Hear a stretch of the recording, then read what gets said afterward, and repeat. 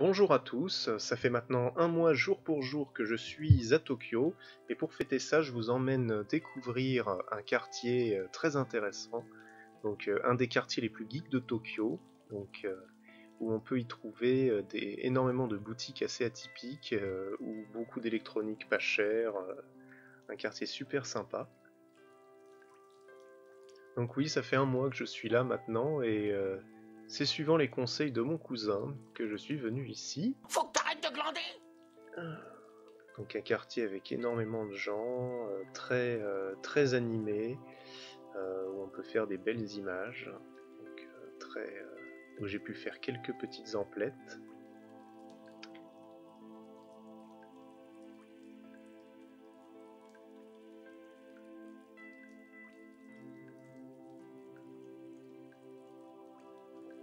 Ah oui, donc quelque chose d'assez glauque devant le KFC, cette statue avec un regard assez creepy. Ça donne pas envie de manger. Alors cette petite section de la vidéo est dédiée à un certain Dimitri, donc une boutique super sympa d'ailleurs où les gens m'ont autorisé à filmer à l'intérieur, ce qui est assez rare pour le signaler. Donc c'est une boutique exclusivement dédiée aux cartes, où vous avez des vitrines.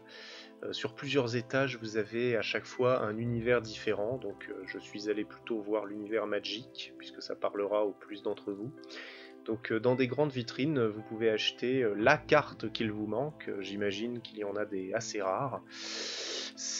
Chaque carte a son propre prix. Donc là, vous pouvez voir à peu près des prix qui peuvent aller d'à peu près 2 € la carte jusqu'à une cinquantaine pour certaines.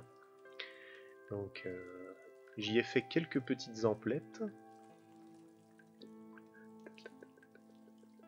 et où les gens ils peuvent même se retrouver pour jouer des parties. Donc de superbes devantures, là comme vous pouvez voir, avec des mangas. On a énormément de salles de jeux d'arcade.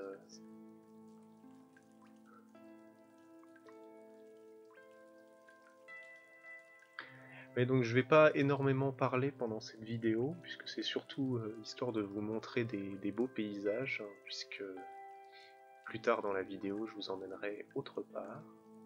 Donc il y a énormément de boutiques où on peut acheter des jeux, du rétro gaming, des statues. Ici ça c'est une boutique assez sympa où j'ai acheté quelques petits trucs à ramener, donc on peut y trouver des baguettes, des belles poupées japonaises, des belles statues de samouraïs.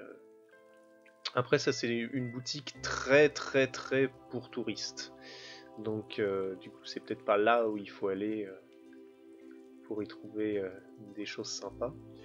Alors vous voyez ici très belle boutique qui vend des statues en tout genre, d'ailleurs qui sont beaucoup moins chères qu'en France, hein, parce qu'en France c'est facilement 30 à 50 à 100 € la statue, alors qu'ici on est plutôt dans une tranche de prix qui va de 20 à 30 €. Pour finir dans le quartier, je voulais vous parler des maid bars. Donc en fait c'est des jeunes japonaises qui vont vous racoler dans la rue en habits pas très catholiques. Là vous pouvez en voir une à l'œuvre qui convainc ce monsieur d'aller dans le bar. Alors ça reste très bon enfant, c'est juste que c'est un bar où les serveuses sont comme ça, vous appelleront maître et il y aura un petit jeu de séduction, mais ça s'arrêtera là. Pour finir ce deuxième petit tour de Tokyo, je vais vous amener dans un énorme parc qui est au centre de Tokyo, puisque c'est le parc où on peut y trouver le palais impérial, qui malheureusement je n'aurai pas d'image à vous montrer, puisque j'ai eu beau tourner tout autour, je n'ai pas vu le palais, ou alors il m'a échappé. Donc ce sera pour une prochaine fois.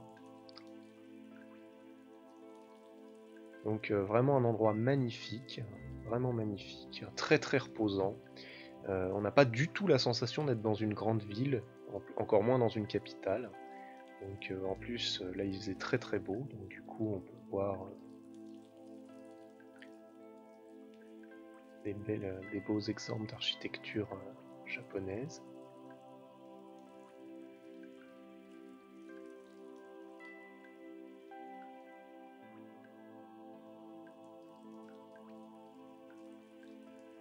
Tiens là je vais vous Je reparlerai de ça dans une prochaine vidéo, mais les Japonais avaient la spécificité de faire des châteaux comme ça, avec des prises. Ça veut dire qu'ils pouvaient boucher toutes les petites prises là qu'il y avait, mais en fait le but c'était d'essayer d'inciter les attaquants à grimper à la main le château, pour en quelque sorte les piéger quand ils arriveront en haut par le surnombre des défenseurs en haut des murs.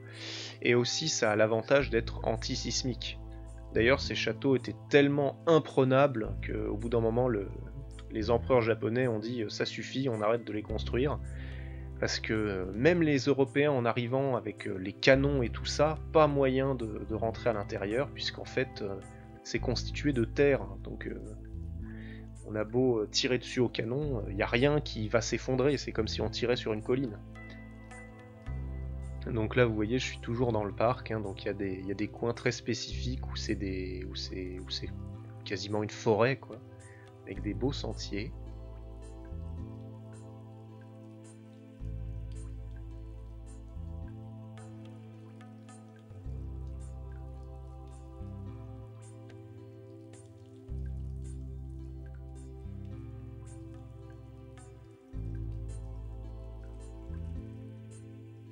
Il y a plein d'endroits aussi où on peut se poser, attendre, même pique-niquer. Donc,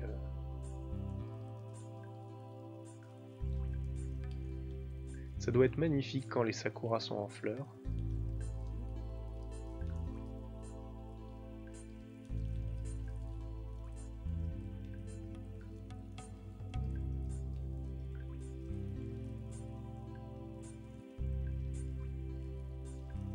Alors celui-là, par rapport à ce que je vous ai dit tout à l'heure, celui-là a une douve, mais la plupart des châteaux japonais n'ont pas de douve.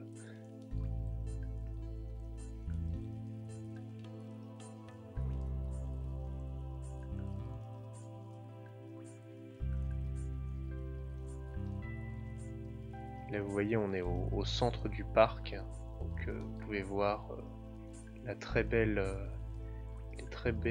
étendues de prairies, où il y a pas mal de Japonais qui viennent y faire un pique-nique. D'ailleurs c'est assez drôle ce contraste entre là vous voyez la forêt puis les immeubles derrière. Donc, on peut aussi voir du bambou, une tour de garde.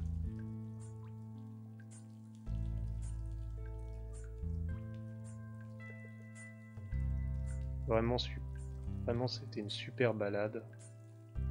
J'espère en tout cas que cette deuxième vidéo vous aura plu. Vous commencez à me manquer, hein, mine de rien. Hein. À la prochaine tout le monde!